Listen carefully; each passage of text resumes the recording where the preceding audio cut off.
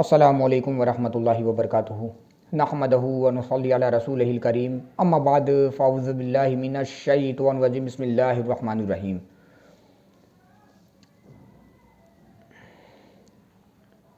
کل سورہ مائدہ مکمل ہوئی اور آج سے سورۃ الانعام شروع کرنے جا رہا ہوں۔ درس نمبر 446، پارہ 7، سورۃ الانعام۔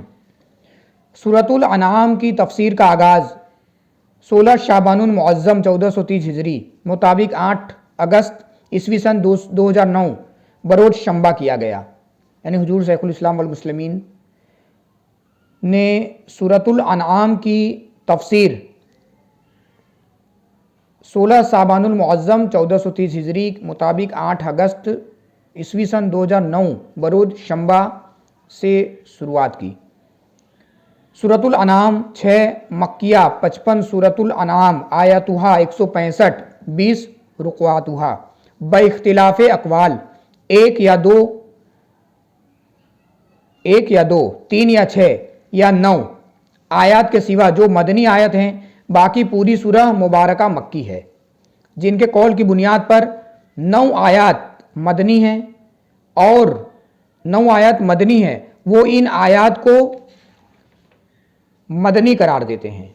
آیت 20، 23، 91، 93، 114، 141، 151، 152 اور 153۔ اور رسول اللہ صلی اللہ تعالی علیہ وسلم نے ان آیتوں کو اس صورت میں اپنے اپنے مقام پر لکھوا دیا۔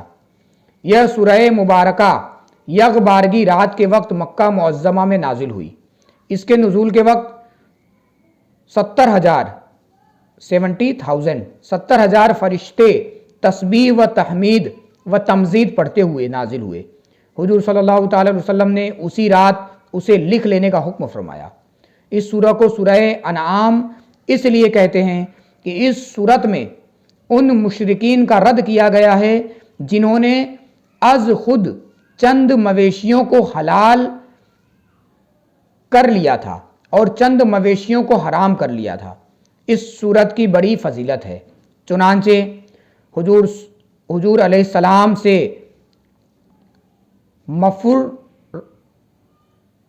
مرفوعاً مروی ہے، جو شخص اس سورت کی اول سے 3 آیت تقسیباً تک ہر صبح کو پڑھ لیتا ہے تو اللہ تعالیٰ اس کی فضیلت کے لیے 70,000 فرشتے بھیجتا ہے اور قیامت تک اس کی تعداد کے مطابق اس کے اعمال نامے میں اجر و ثواب لکھ لیا جاتا ہے۔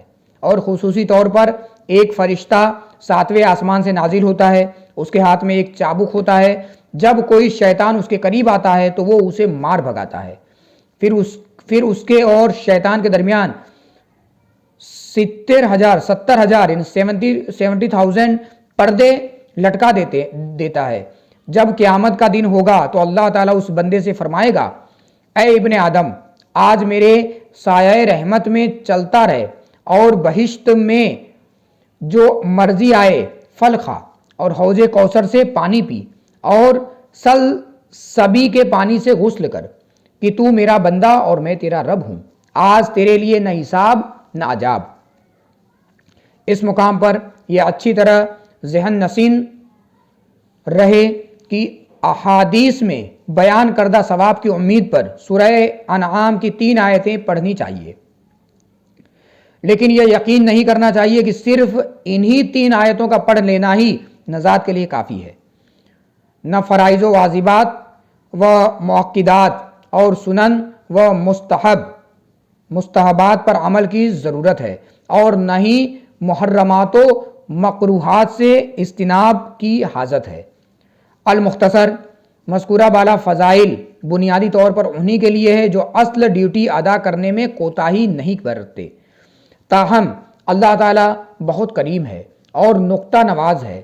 وہ ایک پیاسے کتے کو پانی پلا دینے کی وجہ سے ساری عمر کے گناہوں کو بخش دیتا ہے، تو اگر اللہ تعالیٰ سورہ انعام کی پہلی 3 آیتیں پڑھنے سے بخش دے تو یہ اس کے فضل و کرم اور نکتہ نوازی سے کم بعید ہے۔ کب بعید ہے؟ نکتہ نوازی سے کب بعید ہے؟ تو ایسی بابرکت نامور سورہ شریف کو میں شروع کرتا ہوں۔ بسم اللہ الرحمن الرحیم، نام سے اللہ کے بڑا مہربان بخشنے والا، نام سے اللہ تعالیٰ کے جو بہت بڑا مہربان ہے، سب بندوں پر اور مسلمانوں کی خطاؤں کا بخشنے والا ہے۔ آیت نمبر 1، سورۃ الانعام، آیت نمبر 1۔ الحمدللہ الذی خلق السماوات والارض وجعل الظلمات والنور ثم الذین کفروا بربہم یعدلون۔ ترجمہ معارف القرآن۔ ساری خوبیاں اللہ کے لیے جس نے پیدا فرمایا آسمانوں اور زمین کو اور بنایا تاریکیوں اور روشنی کو، پھر جنہوں نے کفر کیا اپنے پروردگار کا برابر قرار دیتے ہیں، جنہوں نے کفر کیا اپنے پروردگار کا برابر قرار دیتے ہیں۔ تفسیر اشرفی۔ بے شک وہ ساری حقیقی خوبیاں جن کی وجہ سے کوئی حقیقی ناموں میں حمد و ثنا کا مستحق ہوتا ہے وہ مخصوص ہے اللہ تعالیٰ کے لیے جس نے پیدا فرمایا ساری مخلوقات کو، بالخصوص اعظم المخلوقات، سمجھے جانے والے آسمانوں جن کے طبقات ایک دوسرے سے الگ الگ ممتاز ہیں، اور زمین کو جس کے طبقات آپس میں یکسانیت رکھتے ہوئے ایک دوسرے میں ایسا ملے ہوئے ہیں گویا وہ ایک ہی شے ہیں، اور بنایا تاریکیوں اور روشنی کو۔ چنانچہ مجوسیوں کا یہ خیال باطل ہے کہ اللہ تعالیٰ صرف نور کا خالق ہے اور شیطان تاریکیوں کو پیدا کرنے والا ہے۔ تاریکیاں کوئی بھی ہو، محسوس ہو یا جہالت و ضلالت وغیرہ کی تاریکیوں کی طرح معقول ہو، سبھی کا خالق اللہ تعالیٰ ہی ہے۔ یہ بات سچ ہے کہ اللہ تعالیٰ کے سوا بھی بظاہر کچھ محسنین ہیں جن کا شکر ادا کرنے کی بھی ہدایت ہے، لیکن یہ سارے محسنین جن نعمتوں کے ذریعہ احسان کرتے ہیں ان ساری نعمتوں کا خالق اور پھر ان محسنین کو ان کا عارضی مالک بنانے کا بھی خیال، عارضی مالک بنانے والا بھی اللہ تعالیٰ ہی ہے، بلکہ ان کے دلوں میں کسی پر احسان کرنے کا جذبہ پیدا کرنے والا بھی خدا ہی ہے۔ نیز وہ جو کچھ بھی بطور احسان کسی کو دیتے ہیں وہ سب خدا ہی کا عطا کردہ ہے۔ وہ ایسا مالک حقیقی ہے جس کی ملکیت کو فنا نہیں، چنانچہ وہ کسی کو کسی چیز کا مالک بنا کے بھی اس چیز کا مالک رہتا ہے۔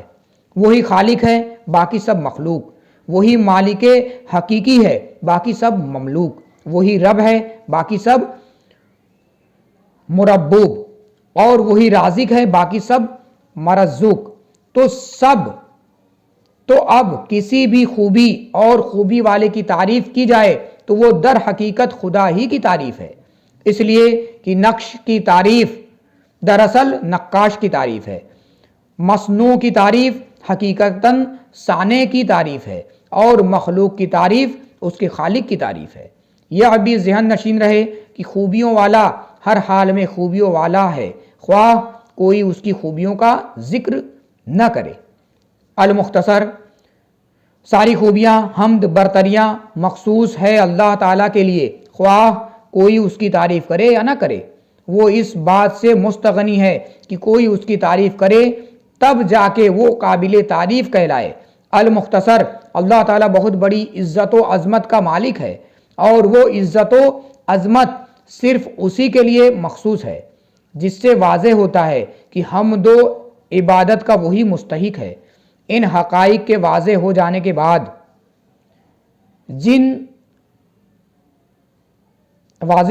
بعد پھر جنہوں نے کفر کیا ان کا یہ حال ہے کہ وہ غیر خدا کو اپنے پروردگار کا برابر قرار دیتے ہیں یا عدل کرتے ہیں اپنے پیدا کرنے والے کی عبادت سے اس کے غیر کی پرستش کی طرف۔ اے لوگو، ذرا غور تو کرو کہ اللہ تعالی اگلے درس میں دوران درس پڑھنے میں کسی طرح کی کوئی لغزش، کوئی خطا، کوئی غلطی ہوئی ہو تو میں اللہ رب العزت کی بارگاہ میں توبہ کرتا ہوں، معافی مانگتا ہوں، اللہ رب العزت قبول فرمائے۔ صلو علی الحبیب صلی اللہ تعالی علی محمد صلی اللہ علیہ وسلم.